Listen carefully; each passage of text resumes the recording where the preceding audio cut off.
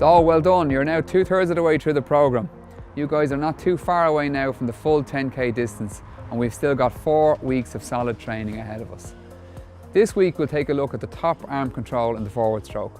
When you learn to paddle, it is normal to initially concentrate on what the bottom arm is doing as the blade is pulled through the water. But it is actually more important to focus on what the top arm is doing.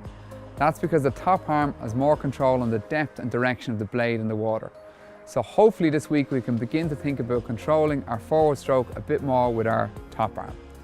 Keep up the great work and I'll catch up with you next week. This week we're going to review the catch phase of the forward stroke. We start from the position of the forward stroke setup. To catch on the left, keep your left shoulder forwards and right shoulder back throughout the catch phase. Drive your left hand down and to the left to submerge the left blade in the water. Your right hand will move forwards and to the left slightly to achieve this. Try to keep your right elbow bent at 90 degrees throughout the catch phase. It is important to keep your left shoulder forward and right shoulder back until the paddle is fully planted and submerged in the water. Don't worry about the rest of the stroke. Once the blade is planted in the water, just do what comes naturally. We will also recap on the low brace this week. As you know, the low brace is a recovery stroke which provides support and stability. It's an essential stroke to learn before moving into more unstable racing kayaks. To do the left side low brace, the left hand is positioned about 30 centimeters to the side of the hip. Both elbows are bent at 90 degrees and positioned above the paddle shaft. Before you begin the brace, use your wrist to rotate the blade so that the face of the blade is parallel with the waterline. Gently press the face of the blade down on the surface of the water to support your balance.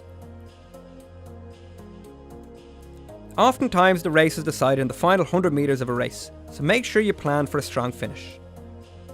Ensure that you conserve some energy so you can compete at the finish, especially if you're in a group. If you're paddling on your own, it's best to gradually increase the pace over the final 2 kilometers. If you're in a group, try to position yourself at the front of the group for the final 500 meters. It's always easier to hold the lead than to steal it from another paddler. If you find yourself challenging for the lead, try to paddle wide of the leader.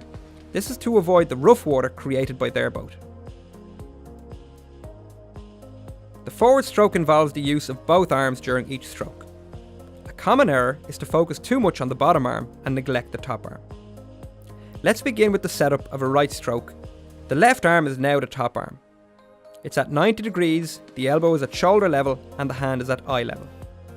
As the right arm drops to catch the water, try to hold this strong position with the left arm. During the first half of the draw phase, the left arm will come forward as the right arm is pressing down on the water. However, try to maintain the bend in the left elbow and the height of the left hand. Only punch forward in the second half of the draw, when the blade is past your knees and your left hand has reached the centre line of the boat.